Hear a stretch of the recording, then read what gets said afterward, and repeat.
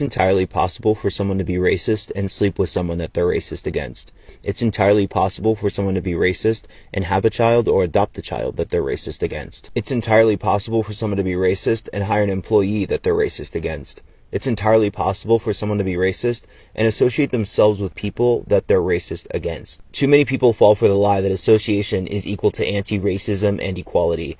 This is one of the many reasons that racism persists. It's entirely possible for someone to be racist and hire an employee that they're racist against. It surely is. Story time. Let's go. So I ain't gonna lie to you. I worked at this company. I was an apartment manager. And I dropped down and accepted a job offer for assistant manager because I wanted to manage my health a little bit better. And I applied to this job for years to this company and they would not give me a call for even an interview. So finally I got a call for an interview. And come to find out it was a male manager that hired me, member of the LGBTQ community. Oh, this is going to be relevant as we keep going on. First of all, after he hired me, he told me that all of the other girls with common names that they gave interviews to came in and they were just not well spoken and they were basically ghetto. They didn't come in dressed appropriately and everything. So when Karusha pulls up, because you know people, when they hear that name, they think I'm ghetto. Come on now. My best friend, who hadn't even met me when I was her roommate, said she thought that I was going to be ghetto. More in the next video. It's entirely possible for someone to be racist and hire an employee that they're racist against. So like I was saying in the last video, yeah, my best friend is black and she thought that before we met. Yeah, when I got the interview, they were really shocked at how I dressed and how I spoke. They were like really in shock and wild. So they hired me for the position and they further were shocked that I actually could do my job because in that field, it's a really high turnover rate.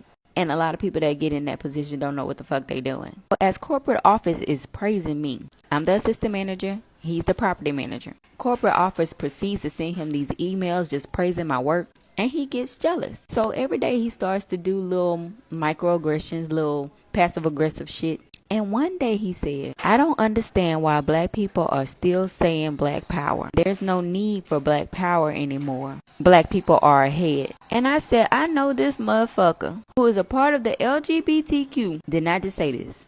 It's entirely possible for someone to be racist and hire an employee that they're racist against.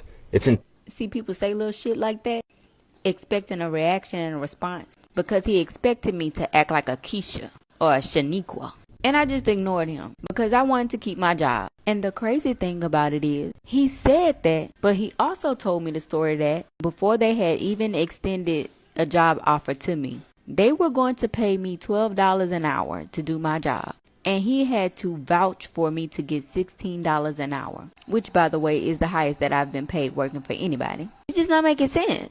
And from that point on, I knew I had to get the fuck away from him. On top of me dealing with my health, I was in no mood to deal with that bull. Because if I had said something to that degree, I would be wrong. But people like him do that in the workforce every single day to people. And they get to still keep their job or get a slap on the wrist. And it's not fair to the people who have to endure that bullshit. People want to do their job and go home. Absolutely. You can tell he was just trying to trigger me. He wanted me to say something because usually in the corporate world, people try to tally up everything that you do so eventually they can get you out the door or find a way to reprimand you for some reason. He would literally come in my office and sit down and try to distract me from doing my work intentionally. And I had sympathy for the fact that he lost, he was losing his grandmother. But at a certain point, the passive aggressiveness was getting too much. Like even in team meetings, he would say little passive aggressive remarks that were inappropriate. And he once looked me in my face and told me that he thought that I was going to take his job. And I tried to reassure him that I did not want his job. Even if they offered it to me, what I was dealing with my health, I had some bleeding issues that I didn't discuss with people at that time because I didn't understand what was going on with my own body. And the focus was more so on my health than it was to get a management position that I had already had previously. In all honesty, I would have helped him keep his job because corporate was attacking him for not doing it.